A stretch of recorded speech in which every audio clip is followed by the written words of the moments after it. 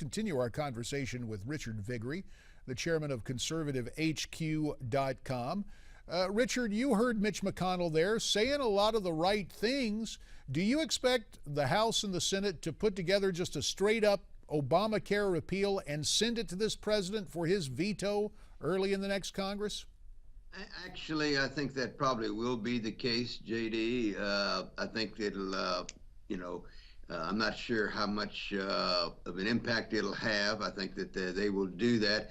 The real test for the Republicans will come later when they really make major attempts, piece by piece, to dismantle it. Actually, they control the funding. The president doesn't control the funding, they do. And that'll be the real test. Will they withhold funding for key parts of the Obamacare legislation? And so, I think that they will make an attempt, but will they lose interest in it after a month or two? Will they really stay with it? Because it helped define the Democrats and gave the Republicans this big victory here, not only in 2014, but 2010. This is a gift, quite frankly, that can keep giving for the Republicans if they don't lose their courage.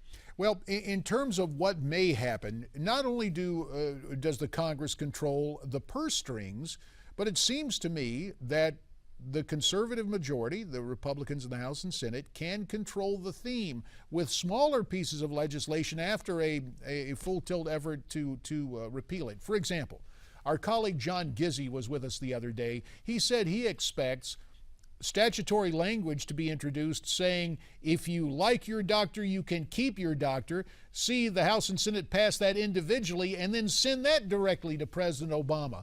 What's he going to do, veto that? Well, he may very well. Of course, we know he apparently lied about that because if he had told the truth about whether you could keep your doctor or not, he probably would not have had the legislation passed in 2010, and it certainly wouldn't have been reelected in 2012. So it's, there's still a serious fault line, JD, in the Republican Party between the big government Republicans and the grassroots voters. And mindful of that, and that's something you and I have talked about. Indeed, you've written a book on it because you have taken the long view on this historically, and it may ever be thus. Yet there is some low-hanging fruit, so to speak, some things that both wings of the Republican Party and a majority of the American people agree on that could be passed and sent over to the White House for either a signature or perhaps most likely a veto. Is it good advice to at least start on a note of, I guess, common accord, at least within the legislative majority, and send some of that stuff very quickly to 1600 Pennsylvania Avenue? Absolutely. First impressions are important, and the early impressions that the Republican Congress makes in 2015 is very important. So, I have no problem with, looking for low-hanging fruit that all wings of the Republican Party can agree on and send those up there. And on a short list of things that would be welcomed by the vast majority of American voters is tax reform. We need tax cuts. We need tax reforms. We need a simplification of the tax code.